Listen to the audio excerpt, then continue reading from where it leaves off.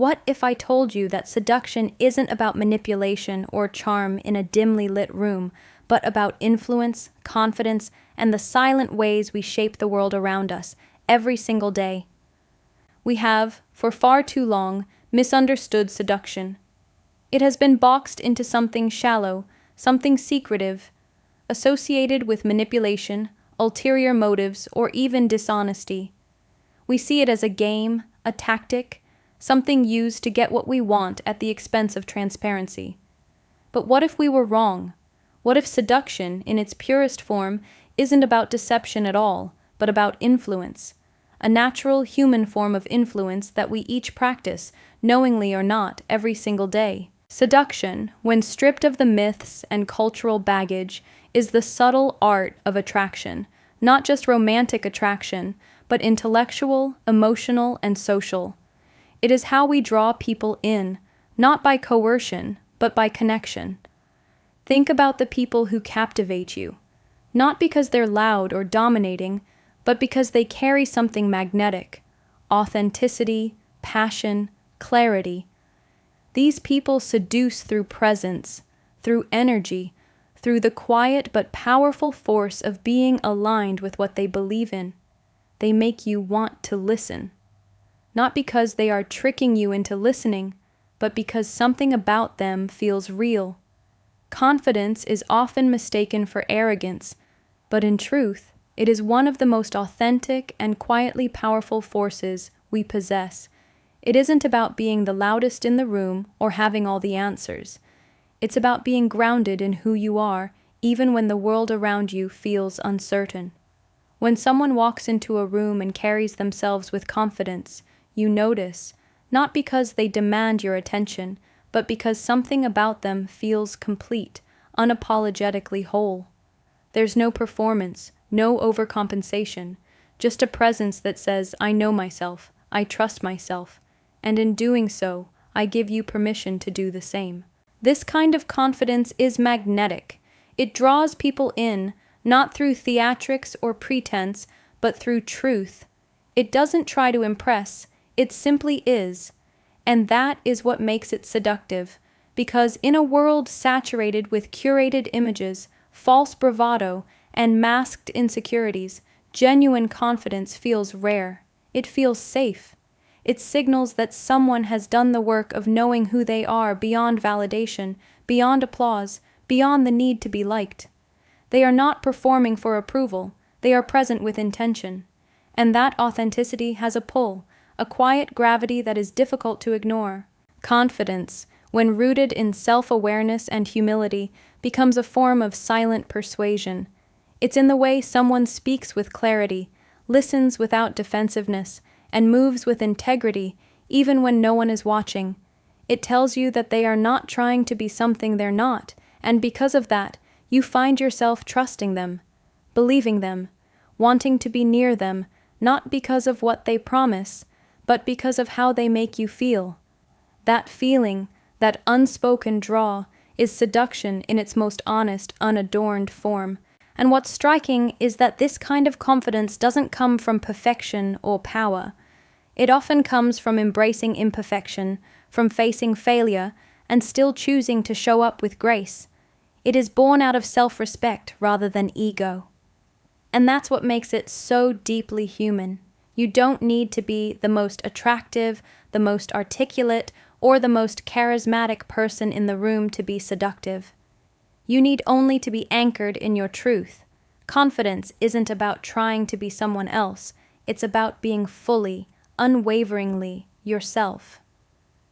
Everyday seduction is not marked by grand gestures or dramatic moments. It lives quietly in the undercurrent of our emotional exchanges. We often think of seduction as a deliberate act, but in truth, it happens most powerfully when it is unintentional, when it arises from genuine emotional presence. It is in the glance that lingers just a second longer, the tone of voice softened by empathy, the way someone listens, not just to respond but to truly understand. These are not strategic moves. They are deeply emotional cues that create resonance, and that resonance is what seduction, at its core, is all about. the ability to make someone feel something, seen, moved, understood, drawn in, not because they were told to, but because they couldn't help it. Language, more than any other tool we possess, carries the power to seduce. Not in the theatrical sense, but in the way it shapes emotion, perception, and connection. The words we choose, the rhythm in which we speak, the pauses we allow between thoughts, they all become part of a silent choreography that influences how people feel, think, and remember us. Language can build intimacy or create distance, spark curiosity or close minds, soothe wounds or provoke resistance. It is not neutral. It carries weight, intention, and consequence. And that is why, whether we are aware of it or not, we are seducing each other through language all the time. There is a quiet seduction in how someone speaks with intention, how they wrap complex thoughts in simple, beautiful phrasing, or how they know exactly when to hold a silence. These choices aren't always planned. Sometimes they come from instinct, sometimes from empathy, but what they create is a kind of emotional texture, a voice that people not only hear, but feel. It isn't about being clever or articulate for the sake of it.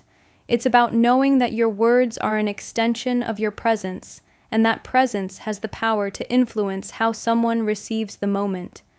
In daily life, this might look like the softness in how you offer comfort, the certainty in how you express a vision, or the playfulness in how you build rapport. Each word, each tone, becomes part of a larger emotional landscape. The most seductive language is rarely loud or over-polished. It's often quiet, clear, and true. It carries the kind of resonance that stays with you, not because it dazzled, but because it reached something in you that felt personal. There's a reason why a simple sentence, spoken at the right time, with the right feeling, can echo for years. Words that are chosen with care, with humanity, can cut through resistance, break down barriers, and create intimacy where there once was none. That is seduction at its most subtle and profound, the ability to move someone not by force, but by the precision and emotional depth of what is said and how it is said. In this way, language becomes more than a communication tool. It becomes an emotional compass. The way we speak reflects how we see others, how we see ourselves, and what we want to create between us. Seduction through language isn't about manipulation, it's about awareness, about asking yourself what your words carry, what your silence invites, and what kind of emotional truth you are willing to risk sharing. Because in the end, it's not only about being understood, it's about making someone feel understood. And there is nothing more quietly seductive than that. Seduction has, for centuries, been painted with a gendered brush. We've been taught to associate it with femininity, often reducing it to a woman's tool for attention or control, wrapped in stereotypes of beauty, allure, and desire.